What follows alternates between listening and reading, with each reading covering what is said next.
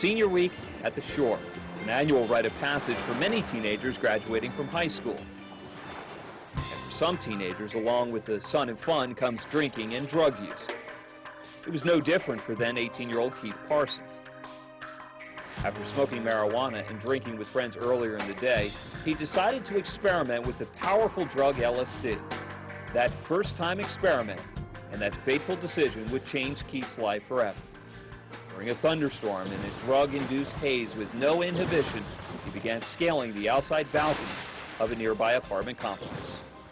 It kind of blows my mind that like, what rational person would climb to the top, of a 3-story building from balcony to balcony, and then get up there, and then just totally, I guess I just panicked with the lightning and the rain and everything, and I couldn't find a way down, and then just, I guess I'm not sure what I was thinking, because I was totally out of my mind, and I just thought, well, I guess the easiest way down is just jump, and that's what I did.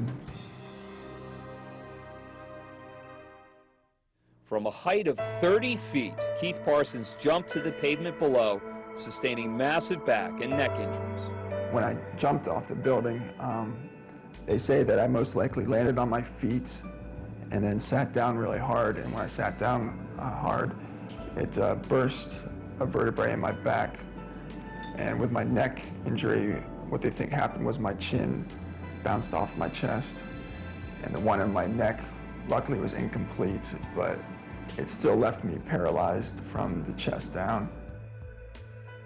We have an airway. Is he breathing? Okay, yes. In critical condition, Keith was rushed to the nearest hospital and stabilized. Give him a liter bowl. Yeah, we had a CAT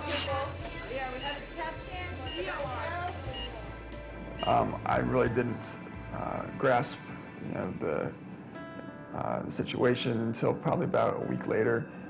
I didn't want to accept it for a long time.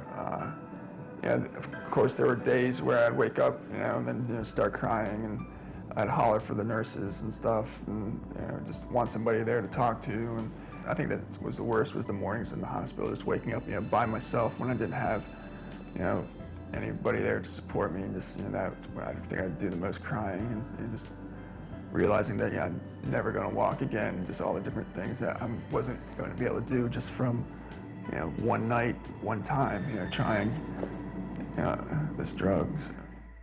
After his accident, Keith was hospitalized in intensive care for 3 months and remained in rehab for another 3 months. Over the past 15 years, he estimates he spent about 8 months in the hospital and another 4 months bedridden in his home because of invasive surgeries and resulting infection. He's had 5 surgeries and 300 staples to close incisions. Because of his paralysis, he's not able to move his legs or hands and has little or no sensation below his chest. But, I'm definitely glad to be alive, but there were definitely times when, I thought, maybe if it would have been just 5 stories, it would have just, ended it and not had to deal with all the crap that, came along with, the spinal cord injury.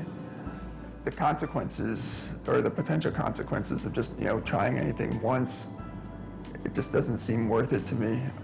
It's just amazing how many hours now that this one time trying the LSD has stolen from my life and from my parents. Thousands and thousands of hours just from one night of trying a drug once.